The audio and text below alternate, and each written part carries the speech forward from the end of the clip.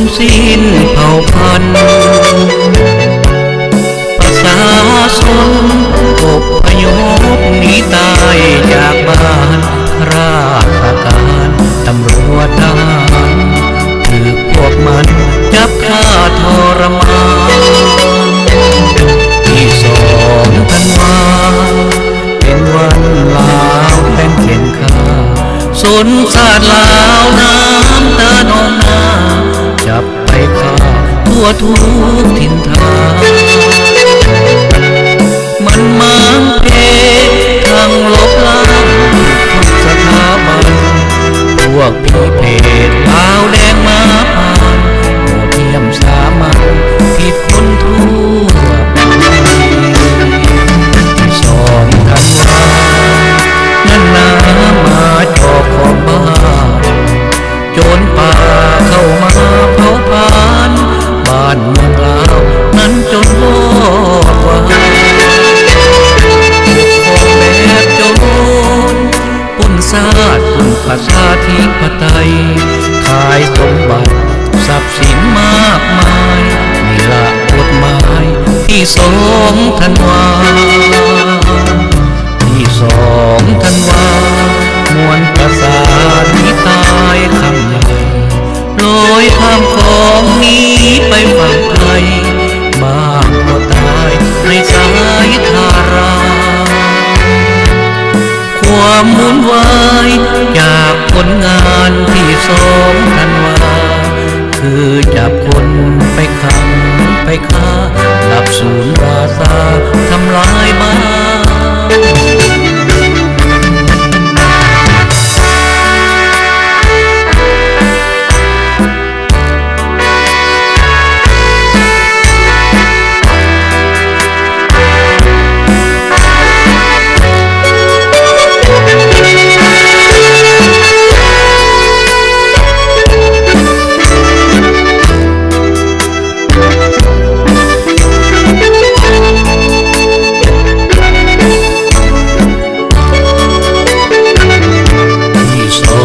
ธันวา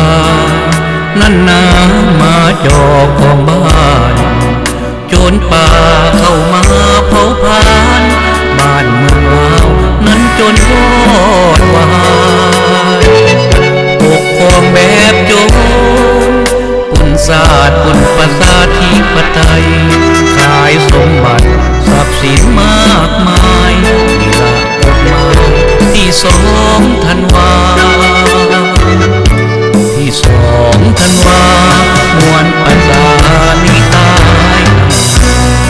ลอยข้ามของนี้ไปฝั่งไทยมากก็ตายในสายทารา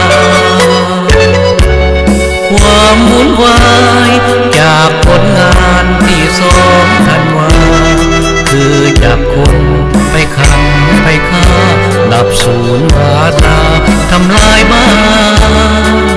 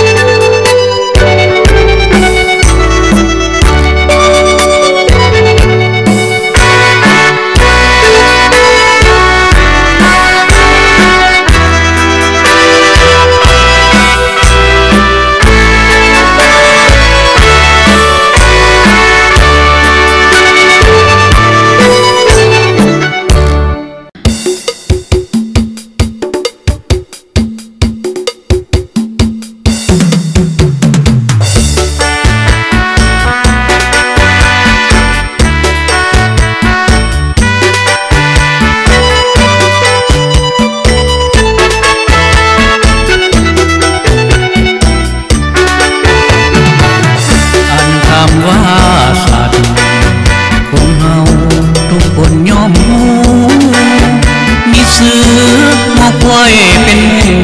บางตัวโกงแสนดีเหลือล้นตัวอย่างว่าควายผู้เลี้ยงมันยังหูบุญของคนดึงแก่คันไทยจนตัวมองมนยอมทนแม้นจารกรรมเมื่อมาเทียบใจ ผู้นำลาวแดงยิ่งหายไปเสียยิ่งกว่าฝูงควายที่หวังลำรวยจนซาดทำนำพวกแก้วแดงมาแทรกแซงพื้นแผ่นดินคำบังคับลาวเฮียนภาษาเวียดนาม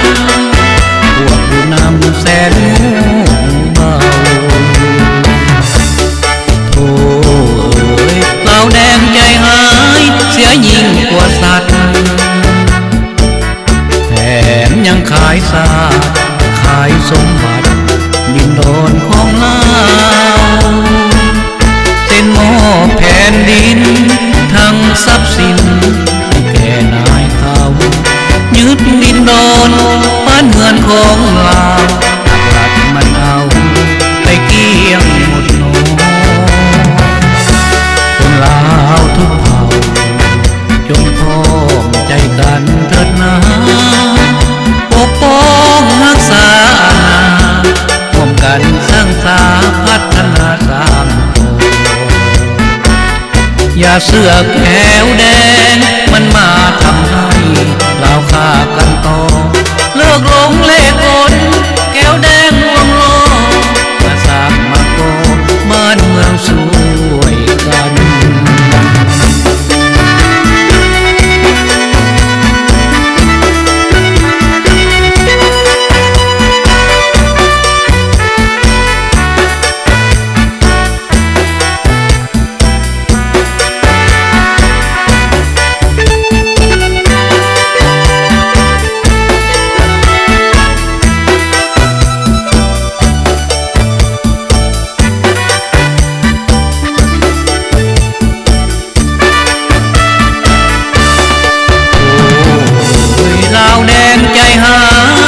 ยิ่งกว่าสัตว์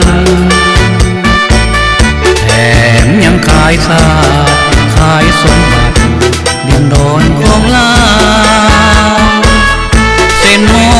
แผ่นดินทั้งทรัพย์สินให้แก่นายเขายึดดินโดนบ้านเมืองของลาวหลักมันเอาไปเกี้ยงหมดโนคนลาวทุกเผ่าจงพร้อมใจกันเถิดนะปกป้องรักษาอาณาร่วมกันสร้างสาพัฒนาตามก่อนอย่าเชื่อแก้ว